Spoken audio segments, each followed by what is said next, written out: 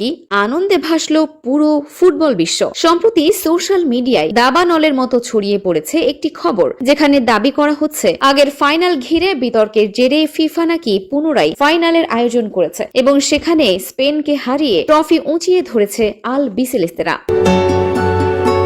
ছড়িয়ে পড়া সেই খবরে বলা হয় 23তম মিনিটে মাঝ মাঠ থেকে একাই বল টেনে নিয়ে বাম পায়ের শটে গোল করেন মেসি।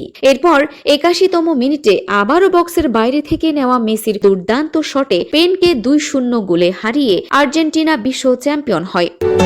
খবরটিতে ম্যাচের মিনিট, গোলের বিবরণ এবং ফিফার তথাকথিত সিদ্ধান্তের কথা এমনভাবে ফুটিয়ে তোলা হয়েছে যাতে যে কোনো সাধারণ ফুটবল প্রেমী এক নজর দেখলেই এটিকে সত্যি বলে ভুল করবেন। তবে প্রধান আন্তর্জাতিক ক্রীড়া মাধ্যম ও ফিফার অফিসিয়াল তথ্যানুসারে এই পুরো খবরটি সম্পূর্ণ ভিত্তিহীন, বানোয়াট এবং একটি মন গড়া গুজব। ফিফা কোনো ফুটবল বিশ্বকাপের ফাইনাল পুনরায় আয়োজনের সিদ্ধান্ত নেয়নি। মূলত কিছু ভুয়া ফেসবুক পেজ এবং ইউটিউব চ্যানেল সস্তা ভিউ ও সাবস্ক্রাইবার পাওয়ার উদ্দেশ্যে কৃত্রিম বুদ্ধিমত্তা এবং কাল্পনিক গল্প সাজিয়ে এই ক্লিক বেইট কন্টেন্ট তৈরি করেছে। বাস্তবে বিশ্বকাপ ফাইনাল পুনরায় অনুষ্ঠিত হওয়ার কোনো সুযোগ বা আইনি বিধান নেই। ফুটবল প্রেমীদের আবেগকে পুঁজি করে এই ধরনের ভুয়া খবর ছড়ানো নিয়ে আপনার মতামত কি?